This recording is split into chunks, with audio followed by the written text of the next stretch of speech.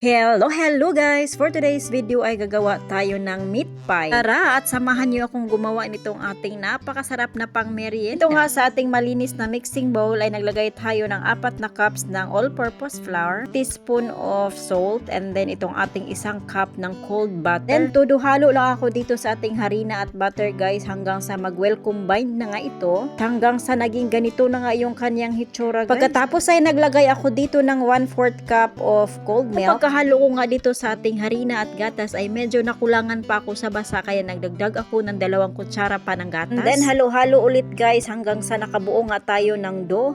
So dapat guys ay hindi natin siya ma-overmix para maganda yung kalalabasan nitong ating ginawang dough. Then after nga ay kumuha ako ng cling film. Tapos ay binalot ko to guys kasi ilalagay natin siya sa fridge for 30 minutes. So habang naghihintay tayo ng 30 minutes guys ay ayan lutuin muna natin ang ating pangpalaman. So bali gumamit lang ako dito ng giniling na baka. Dito nga sa ating mainit na pan ay naglagay ako ng kaunting mantika and then inilagay ko na dito ang ating karne. Kung naging kulay brown na nga itong ating karne at medyo luto na kaunti ay ayan sinunod ko namang nilagay itong ating sibuyas. Then nagdagdag din pala ako dito ng 1 kutsara ng butter. Bali itong palaman ko guys ay dapat nilagyan ko sana ito ng patatas at saka carrots. Nga lang guys yung asawa ko yung iniintindi ko kasi nga hindi siya kakain kapag may patatas at carrots. Kaya kung ano na lang yung nakasanayan niya guys ay yun na lang yung aking sinusunod para naman makakain siya no kasi hindi ko naman mauubos lahat ito. Ayun na nga guys tinimplahan ko nga siya ng asin, paminta, cumin powder, chili flakes at saka kaunting paprika powder. Makalipas nga ang 30 minutes guys ay ito na nga yung ating dough. Kumuha nga lang ako ng kutsilyo guys kasi hahatiin natin to sa 2. Then yung kalahati ay hahatiin pa natin sa 3.